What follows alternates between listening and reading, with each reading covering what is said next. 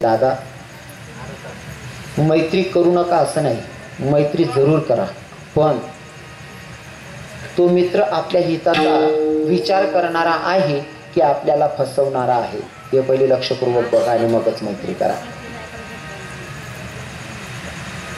कारण काही काही मित्र एवढे भारी फसवतात ना, आपल्याला वाटतं की तो माझा हितचिंतक आहे, पण काही काही मित्र तुम्हाला फसवण्यासाठीच खेळ खेळतात बरं का तुमच्यासोबत.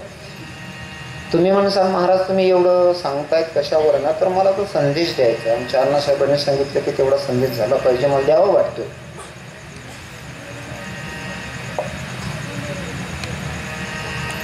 प्रत्येक गावामध्ये आता हळदीला बँड लावला जातो. लावू नका असं म्हणण्याचा अधिकार माझा अजिबात नाहीये. बँड लावा, फुल एन्जॉय करा. नाचू नका असं मी कधीच म्हणत नाही, कारण मी स्वतः फुल एन्जॉय करतो, पण देवाच्या गाण्यांवर. तुम्हाला सुद्धा सांगेल नाचा देवाच्या भजनावर, बँड लावू नका असं मी म्हणणार नाही. बँडवर पण नाचा तुम्हाला येत असेल तर दादा हळदीच्या बँडमध्ये नाचायला आपला अजिबात विरोध नाही, पण विरोध मला एका गोष्टीचा आहे, तो म्हणजे तुम्ही जोपर्यंत दारू आणत नाही तोपर्यंत बँड चालू करत नाही ही शोकांती का. कोणत्या बापाला वाटतं माझ्या लेकानं दारू पिली पाहिजे? कोणत्या बापाला वाटतं का माझ्या पोरानं दारू पिली पाहिजे? वाटतं का असं? कोणत्याच बापाला, कोणत्याच मायला वाटत नाही. कोणत्याच मायला आणि कोणत्याच बापाला वाटत नाही ना माझ्या लेकानं दारू पिली पाहिजे, बरोबर आहे ना? मग कोणत्याच माय बाबाला वाटत नाही माझ्या पोरानं दारू पिली पाहिजे, पण तुमच्या पोराचं किंवा पोरीचं लग्न करायचं असेल तर तुम्ही दुसऱ्याच्या पोरांना दारू पाजून नाचवतात. कितपत योग्य आहे? तुमचा पोरगा पिला नाही पाहिजे असं वाटतं, तुमच्या लेकरांच्या लग्नामध्ये आनंद येण्यासाठी तुम्ही दारू पाजून दुसऱ्याचे पोरं नाचवतात. योग्य आहे का ते? तुम्हाला सांगेल लग्न नुसतं लग्न नाही, तो एक यज्ञ, आणि यज्ञामध्ये जर तुम्ही दारू पाजून पोरांना नाचवत असाल तर आपल्या लेकरांचा संसार सुखाचा जात नाही. महाराज पाया पडून सांगेल दारू पाजू नका, कारण या हळदीच्या बँडनं एवढा सत्यानाश केलाय ना, एवढा सत्यानाश केलाय. 15-15 वर्षाची पोरं दारू प्यायला लागली फक्त या हळदीच्या बँडानं सत्यानाश केलाय. 15-16 वर्षाचा पोरग दारू पितोय, याच्यापेक्षा अजून हिंदू धर्माची शोकांतिका कोणती असू शकते? आणि या दारूने किती सत्यानाश केलाय मोजून 5 मिनिटात सांगेल, लक्षपूर्वक ऐका. असा जे पोरगा हळदीच्या बँड पासून दारू प्यायला सुरुवात केली, दारू प्यायला सुरुवात केली. एका मित्रानं दारू पिताना बघितलं, घरी गेलं, बापाला सांगितलं, काका हो तुमचा भाडू दारू पितोय, तुमचा भाडू दारू पितोय. बाप पोराजवळ पोहोचला, भाड्या दारू पितोय, कानाखाली वाजवली, लाज वाटली पाहिजे मूर्खा, अरे तुझ्यासाठी मी राब राबतोय रे, तुझ्यासाठी सगळं करतोय, तू दारू प्यायला लागला एवढी कमी वयामध्ये. बापानं कानाखाली वाजवली, हात धरला, घरी घेऊन गेला बाप. थोडे दिवस थांबला, पुन्हा दारू प्यायला लागला, पुन्हा दारू प्यायला लागला. अजून एका मित्रानं सांगितलं, काका तुमचा बाडू पुन्हा दारू पितोय. बाप गेला, बाडू दारू पिऊन तर झालेला. बाप जवळ आला, कानाखाली वाजवणार, तोपर्यंत बापाचा हात धरला नाही तर बापाची गचंडीच धरली, बापाची गचंडी धरली. बाप कसा तरी घरी आला रडत रडत, आणि पत्नी चुलीजवळ स्वयंपाक करत होती, चुलीच्या जवळच बाप बसला, ढसाढसा रडायला लागला. बाई म्हणली, काय झालं धनी? अगं ज्या लेकासाठी आपण रात्रंदिवस राब राबतोय तो दारू पितोय. अगं दारू पितोय जाऊ दे, पण त्याला मी जरा विरोध केला दारू प्यायला तर माझी गचंडी धरली, म्हणले मला जगायचंच नाही. ज्याच्यासाठी मी राबत होतो त्या पोरानं माझी गचंडी धरली, तर मी जगायचं कोणासाठी? माझ्या पोरानं माझी गचंडी धरली, मला जगायचंच नाही. बाई म्हणते, स्वामी पोरानं गचंडी धरली, एवढा राग तुम्ही आत्महत्या करायचं म्हणतात? अजिबात असं करू नका. लेकरू जर मांदीवर शी करत असेल तर मांदी कापून फेकता येत नाही, ठीक आहे ना? तो चुकला असेल, त्याची वय कमी आहे, त्याला कळत नाही म्हणून चुकला असेल, पण स्वामी ऐका ना, त्याची जर दारू बंद करायची असेल तर आपण एक पर्याय म्हणून त्याचं लग्न करूयात. मुलगी जर भेटली ना, त्याची बायको आली ना, तर त्याला सुधरवेल.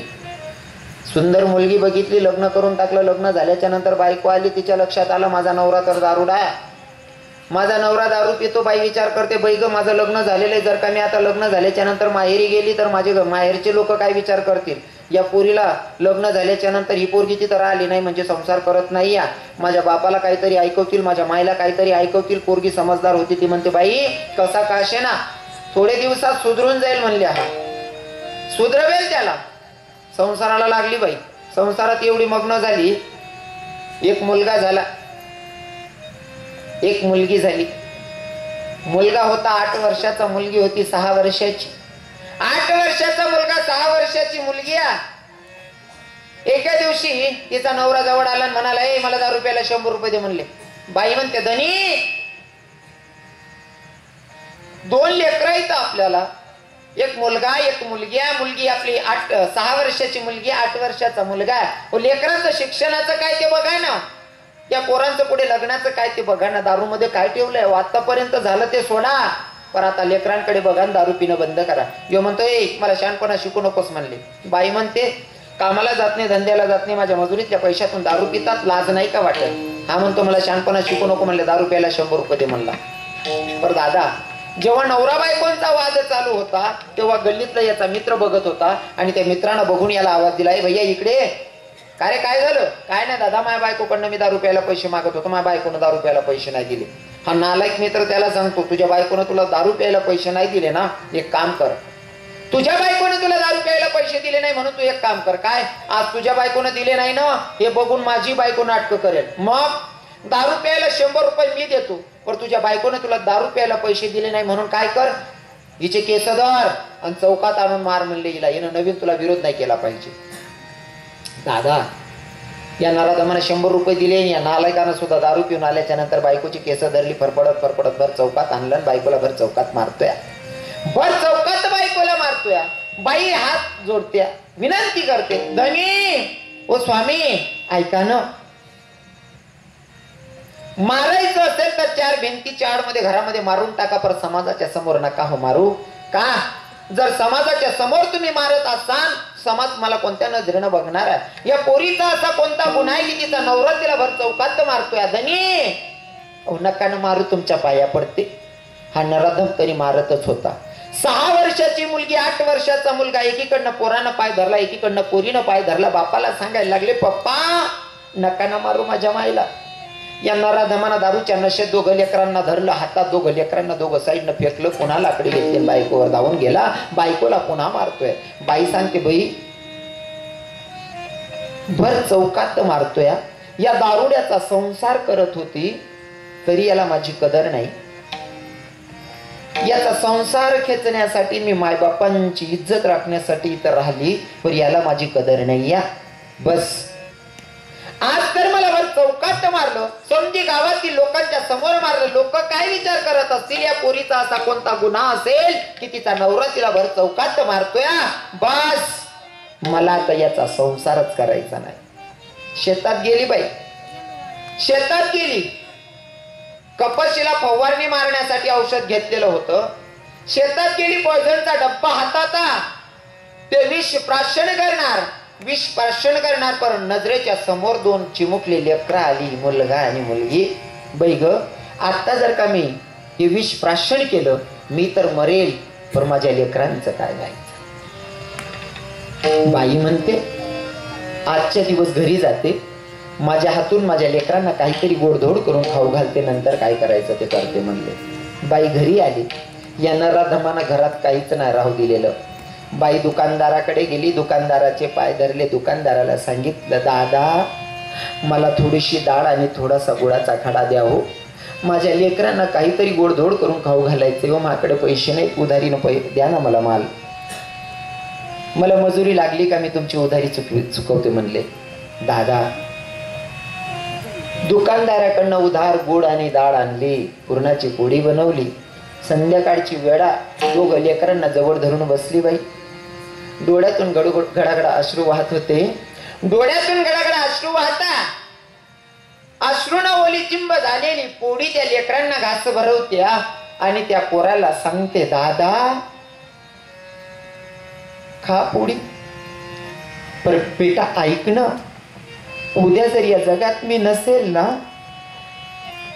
ही चुकली ना तर ही तुझी बहीण म्हणून नाही तर तुझी मुलगी समजून वागशील, कारण तुझ्यापेक्षा ती लहान. आणि पोरीला सांगितलं, दिले जर तुझा दादा तुझ्यावर रागवला ना, त्याच्या बोलण्याक नको जाशील ग, हा तुझा भाऊ नाही तुझा बापच असणारा. 2 लेकरांचा प्रश्न, आई तू कधीच असं न बोलणारी आज अचानक अशी काहून बोलते ग? माई रडते, लेकरं रडत होते. त्या वातावरणामध्ये हा दारुडा पुन्हा दारू पिऊन आला. बायकोला म्हणतोय मला जेवायला वाढ म्हणले. जेवायला वाढ म्हणल्याच्या नंतर बाईनं पुरणाची पोळीचं ताट तयार केलं, नवऱ्याच्या समोर ठेवलं. त्यानं पुरणाची पोळी बघितली, उलटा का ताट तिच्या तोंडावर मारून फेकला. तिच्या तोंडावर ताट मारून फेकलं. बाईला शिवे द्यायला सुरुवात केली. तुला अक्कल आहे का? अगं दारू पिल्याच्या नंतर काय खायला लागतं तुला माहिती नाही का? पुरणाची पोळी का बनवली? बाई म्हणते घरात काहीच राहू दिलं नाही, तरी मी याला खायला देत्या, तरी पुन्हा मलाच मारतोय. बस नाही करायचा मला याचा संसारच नाही करायचा. आता बस झालं, कंटाळले म्हणले मी याच्या संसाराला. दादा नवऱ्याला अंगणात खाट टाकली. दोघं लेकरांना धरून बाई झोपल्या. एकीकडे मुलगा एकीकडे मुलगी. दोघं लेकरांना धरून झोपल्या. कदाचित त्या लेकरांची आई जवळ झोपायची शेवटची रात्र असेल. मध्यरात्र बाई उठली, विष प्राशन केलं आणि आतल्या रूम मध्ये जाऊन बाई पडलेली. सकाळी 7 वाजेला मुलगा उठला. इकडे तिकडे बघतोय, माय काही दिसत नाही. इकडे तिकडे शोधतोय, माय दिसत नाही. घरामध्ये ढुंकून बघितलं, भिंतीच्या आडमध्ये माय झोपलेली आहे. 6 वर्षाच्या 8 वर्षाच्या लेकरांना जन्म आणि मरण यातलं अंतर सुद्धा कळत नाही. आणि माय तर मरून पडली, पण त्या 8 वर्षाच्या लेकराला काय कळणार आहे? त्या लेकराला वाटलं की माझी माई इथं येऊन झोपली. जवळ आला आईच्या आणि आईला हक्क मारतोय, आई आई अगं उठ ना, आई अगं काहून झोपली, अगं उठ ना. पोरगा रडायला लागला. आई तू आमच्यावर रुसते का ग बाई? असा कोणता गुन्हा झाला? आई तू आमच्या जवळ झोपली होती, उठून इथं घरात काहून येऊन झोपली ग? आई आमचं काही चुकलं का ग बाई? आमच्यावर काही रुसलीये का? पोरगा डसा डसा रडतोय. दादा त्या पोराचा रडण्याचा आवाज त्याच्या चिमुकल्या 6 वर्षाच्या बहिणीनं ऐकला. 6 वर्षाची बहीण, दादा का रे काय झालं? काय झालं दादा, काहून रडायलास रे? ए दीदी, रात्री झोपताना आई आपल्या जवळ होती, पण आई येऊन इकडच्या रूम मध्ये झोपली. मी उठवतोय, आई उठत नाही. कदाचित आई माझ्यावर रुसली असेल. दीदी आईचा तुझ्यात जरा जास्त जीव आहे, तू हाक मार ग बाई, तुझा आवाज ऐकून तरी माई उठल. दीदी आईला उठव ना ग बाई, तुझा आवाज ऐकून तरी माई उठल. 6 वर्षाची मुलगी जाते, आईला आवाज देते, आई अगं दादा तुला 1 तासापासून उठवतोय, तुला दया नाही का ग? येते माय अगं उठ ना. आई तू आमच्यावर रुसली का ग बाई? आई दादा तुला कधीचा उठवतोय, उठ ना. ए माय. दोघं लेकर रडताय दादा, कारण त्या लेकरांना माहीतच नाही की माय मरण पावली. दादा दोघं लेकरांचा रडण्याचा आवाज गलीतल्या लोकांनी ऐकला. सगळ्या गलीतल्या बाया जमा झाल्या आणि त्या बायांनी त्या पोरांना विचारलं, का रे पोराव काहून रडायलेत रे, का रडताय? त्या पोरानं सांगितलं, आजी मावशी 1 तासापासून उठवतोय, माझी आई उठवत नाही. 1 तासापासून उठवतोय, माझी आई उठत नाही. मावशी कदाचित आमची माई आमच्यावर रुसली असेल, आमच्यावर राग करत असेल. मावशी तुम्ही तरी आवाज द्या, तुम्ही तरी उठवा ना माझ्या माईला, तुमचा आवाज ऐकून तरी माझी माई उठेल. त्या गल्लीतल्या बाह्या गेल्या, बाईला रागवायला लागल्या, ए बाई अगं उठ ना, तुझे लहान लहान लेकरं रडताय, तुला दया नाही का गयत? तुला दया नाही का गयत? ए बाई. एक आजी जवळ आली, पोरी हो तुम्ही उठवताय तिला, पर ती झोपली का मेली ते तर बघा. ती आजी जवळ आली, हाताची नाळी बघितली, आणि हात सोडला. दोघं लेकरांच्या डोक्यावर हात फिरवला त्या आजीनं आणि त्या लेकरांना सांगितलं, बाळू तुमचं तुमच्या आईला उठवून काहीच उपयोग होणार नाही रे लेका. काका आजी काय झालं? दादा तुझी माय तुम्हाला कायमची सोडून गेली रे पिलू. ए आजी असं नको ना सांगू. माय जर मामाच्या गावाला जायची तरी आम्हाला सोबत न्यायची, मावशीकडे जायची तरी आम्हाला सोबत न्यायची. 1 दिवस जर शेतात जायची तरी बाजूच्या काकूला सांगायची माझ्या लेकरांवर लक्ष ठेवा म्हणून. आणि तुम्ही म्हणताय तुमची आई तुम्हाला कायमची सोडून गेली. आई कोणाच्या भरोशावर आणि कोणाच्या विश्वासावर गे माय. दादा, ज्याचं जडतं ना त्यालाच कळतं. ज्या लेकराची माय गेली ना त्या लेकराला कळतं माय गेल्याचं दुःख काय असतं. तुम्हाला सांगू का, बाईचं माहेर सुद्धा तोपर्यंत जोपर्यंत मायबाप हयात. ज्या लेकरांचे मायबाप हयात आहेत त्यांना कदाचित कळत नाही, पण ज्यांचे मायबाप नसतील ना त्या लेकरांना विचारा मायबाप गेल्याच्या नंतर जीवन कसं वाटतंय. सांगू का, ज्याला हात नाही त्याला विचारा हाताची किंमत काय असते, ज्याला पाय नाही त्याला विचारा व पायाची किंमत काय असते, ज्याला डोळे नाही त्याला विचारा व डोळ्याची किंमत काय असते. घरामध्ये 2 तरुण मुली आहेत, खिशात 1 रुपया नाही, त्या बापाला विचारा पैशाची किंमत काय. या 4-4 किलोमीटर अंतरावर पाणी नाहीये आणि त्या तहानलेल्या व्यक्तीला विचारा पाण्याची किंमत काय. या तसंच ज्या लेकराची माय नाही,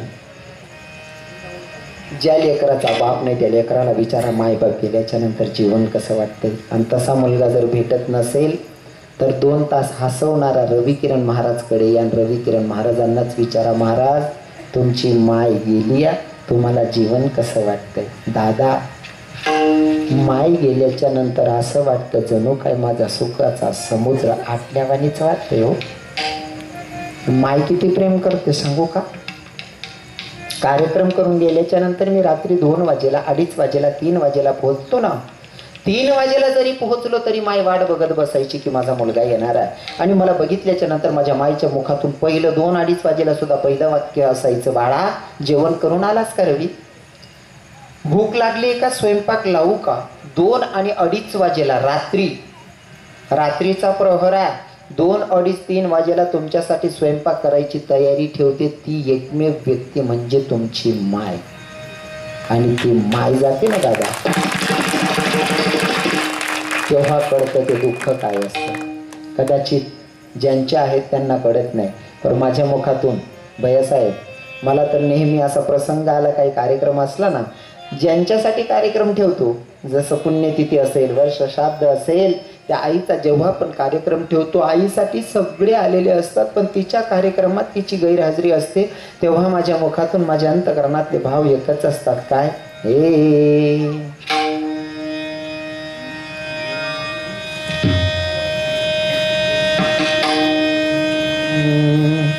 मनवाऱ्या वाणी पडत एका जागी बसना, मनवाऱ्या वाणी पडत एका जागी बसना, हो सारी दुनिया मला दिसते माझी माय दिसना, हो सारी दुनिया मला दिसते माझी माय दिसना, सारी दुनिया मला दिसते माझी माय दिसना, सारी दुनिया दिसते माझी माय दिसना, सारी दुनिया दिसते माझी माय दिसना.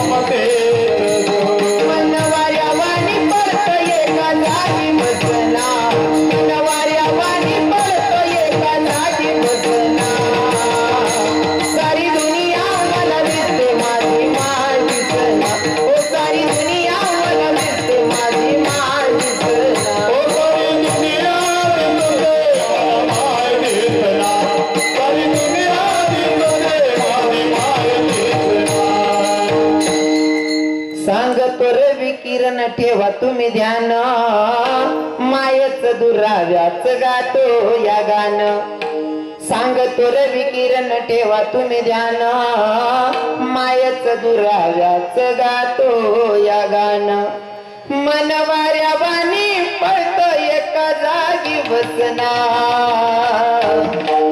सारी दुनिया मला दिसते माझी माय दिसना, सारी दुनिया मला दिसते माझी माय दिसना.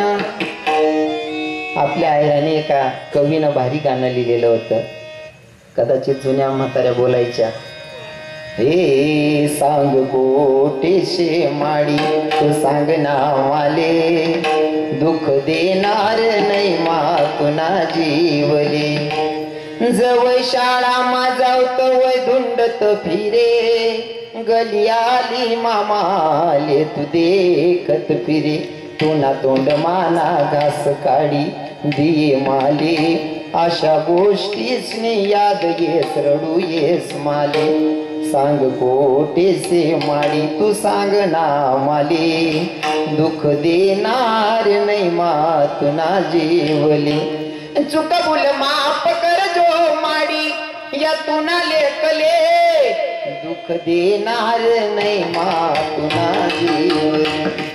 दादा लेकरांना सांगितलं, दादा तुझ्या मायला उठून काहीच उपयोग नाही, तुझी आई तुला कायमची सोडून गेली. दोघं लेकरं रडत होते. आजी माझी माय जर मामाच्या गावाला जायची तरी आम्हाला सोबत न्यायची, मावशीकडे जायची तरी सोबत न्यायची, तू सांगते कायमची सोडून गेली. आई अगं कोणाच्या भरोश्यावर कोणाच्या विश्वासावर दोघं लेकरं रडत होते. लेकरांचा रडण्याचा आवाज गल्लीतले लोक जमा झालेले. दारुडा नवऱ्याला जाग आली. तो म्हणतो माझ्यामुळे माझ्या बायकोनं आत्महत्या केली. जरीचे नातेवाईक आले तर आपली बरी गत्ता करणार नाही म्हणून त्याने सुद्धा अरण्याचा मार्ग जंगलाचा मार्ग धरला. विहिरीत उडी मारली. त्यांना आम्हाला तसंच मरायचं होतं, मेला. पण त्याच्यामुळे एका पतिव्रतेला मरावं लागलं. दादा दोघही मेले, काही अडचण नाही. ते गेले पण जन्माला घातलेले 2 लेकरं होते. आणि सांगू का, जोपर्यंत मायबाप आहेत ना, तुम्ही कसंही वागलात ते सहन करून घेतात. पण मायबाप नसल्यावर कोणीच कुणाचं नसतं दादा, कोणी कुणाचं नसतं. एखादा म्हणत असन माय मेल्याच्या नंतर बाळ रडतं. एखाद गल्लीतली माय येते, डोक्यावरनं हात फिरवते, सांगते बाळा रडू नकोस रे, मी तुझी माय सारखी आहे. मावशी तू माय सारखी आहे पर माय नाही ग बाई, कारण तिची जागा कोणीच घेऊ शकत नाही. एखाद्या बाईनं जर गावरान तुपाचा शिरा खाऊ घातला ना, त्याच्याकडून पोट भरत नाही. मायनं नुसतं डोक्यावरनं मायेचा हात फिरवला तरी सुद्धा पोट भरते. महाराज ही मायच्या प्रेमाची ताकद आहे. बापही मेला, माय पण मेली, पोरं अनाथ झाली. कुणी कुणाचं नसतंय. आता प्रसंगाचा जे लोक म्हणत असतील की आत्महत्या करून माणसाची सुटका होते, त्यांच्यासाठी माझा संदेश आहे, लक्षपूर्वक ऐका. आत्महत्या करून जर तुम्हाला वाटत असेल सुटका होते, अजिबात नाही. आत्महत्या करून सुद्धा आपल्याला आत्मा भटकतो, भगवंताची प्राप्ती होत नाही. आणि तुम्ही जरी मरण्याचा विचार केला, तुम्ही मेलात दादा, पण तुम्ही लेकरं जन्माला घातली, त्या लेकरांचा काय विचार केला? कारण तुम्ही जर गेलात, तुमच्या मागं कोणी कोणाचं होणार नाही. तुमच्या लेकरांचं बघा ना, त्या लेकरांची काय परिस्थिती झाली. मायबाप गेले, ठीक आहे, ते दुःख सहन करून घेऊयात, पण त्या लेकरांना प्रसंग कसा येतोय जीवनामध्ये. एक प्रसंग सांगेल, जीवनभर अशा प्रसंगांना तोंड दिलं, पण एकच प्रसंग सांगेल, प्रत्येक मायच्या प्रत्येक बापाच्या डोळ्यात असतो असेल. लक्षपूर्वक ऐका. पोळ्याचा सण होता, पोळ्याचा सण आहे, आणि तो पोरगा मारका बैल घेऊन असा गल्लीत फिरत होता. तो बैल त्या पोरावर चालून यायचा, शिंग मारायचा, अजून जीव वाचवण्यासाठी दोर सोडायचा, पडायचा. तो बैल पडत पडत बैल मारायला यायचा, कसा तरी जीव वाचवायचा, अजून हळूहळू पडत पडत जायचा, पुन्हा बैलाची दोरी धरायचा, पुन्हा तो बैल मारायचा, अजून दोरी सुटायची, अजून मागून हळूहळू जायचा आणि दोरी धरायचा. एक सुज्ञ बाबा बसले होते बाबांसारखे. त्या बाबांसारखे त्यांनी विचारलं, का रे बाडू, अरे तो बैल तुला मारतोय, त्याचं शिंग तुला लागेल आणि जखम होईल बाळा, नको ना पडू त्या बैलाच्या मागे, नको ना दोरी धरू. त्या पोराच्या डोळ्यात अश्रू होते दादा. त्या पोराचं उत्तर ऐकून दगडाला पाजर फुटेल. लक्षपूर्वक ऐका. त्या 8 वर्षाच्या पोरानं सांगितलं, बाबा हा बैल मला मारतोय, मला कळतंय बाबा, याचं शिंग मला लागेल, जखम होईल, कदाचित माझ्या पोटाला लागलं, माझं पोट सुद्धा चिरू शकतं, हे मला सगळं कळतंय बाबा, पण हा मारका बैल मी हाऊस म्हणून घेऊन फिरत नाही बाबा. मग रे राजा, बाबा आज पोळ्यासारखा सण आहे, तुमच्या घरामध्ये कोणीतरी आई असेल, कोणीतरी बहीण असेल, कोणीतरी गोडधोड करून खाऊ घालणार असेल, म्हणून तुम्ही आरामात आहात. माझ्या घरामध्ये माय नाही, माझी बहीण आहे, फक्त 6 वर्षाची, तिला स्वयंपाक येत नाही. हा मारका बैल हाऊस म्हणून घेऊन फिरत नाही बाबा, पोळ्याचा सण हा बैल घेऊन फिरत असताना कोण्या ताई माईला दया येईल, घासभर पुरी या नंदीला पूजत असताना नंदीला खाऊ घालेल आणि घासभर पुरी मला पण देईल आणि तेवढी घासभर पुरी मी माझ्या दिदीला घेऊन जाईल, कारण आमच्या घरामध्ये पुरणाची पोळी बनवणार कोणीच नाही ना बाबा. म्हणून या मारका बैलाचा माग धावतोय ओ हाऊस म्हणून नाही. आज माझ्या दिदीला पुरणाची पोळी खायची आणि ती माझ्या घरात बनवणार कोणीच नाही. कदाचित मला बैलाचं शिंग लागेल परवडेल, पण माझ्या 6 वर्षाच्या दिदीला काय सांगू की प्रत्येकाच्या घरात पुरणाची पोळी आणि तिला जर खायला भेटत नसेल तर माझ्याकडे काय उत्तर आहे. आपण तर चालले जातो दादा, पण आपल्या लेकरांची परिस्थिती काय होते कधी कल्पना करा. आणि हे सगळं घडलं ना तरुण भावांना सांगतो, अजिबात वाईट वाटून घेऊ नका. रविकिरण महाराज एवढे जीव तडकीने सांगतात ना, एवढं पोट तिडकीने सांगण्याचा मागचा हेतूच माझा एवढाच आहे की दादा तरुण भावांना एक संदेश आहे. हे सगळं घडलं हे कशामुळे घडलं दादाश्री? कशामुळे? फक्त दारूमुळे. या दारूमुळे जर आपल्या संसाराचा असा सत्यानाश होत असेल तर मी पाया पडून रिक्वेस्ट करेल दादा, आजच्या कीर्तनातून माझा एवढा संदेश घेऊन जा की जर पीत असाल तर आज शपथ घ्या. मी आज कीर्तनातून शपथ घेतो की आजच्या नंतर दारूला स्पर्श सुद्धा करणार नाही, अशी शपथ घ्या आजच्या कीर्तनातून. तरी मला असं वाटेल की आजचं माझं कीर्तन माझं सक्सेस झालंय असं मी समजेल. घडलेली सेवा जगाच्या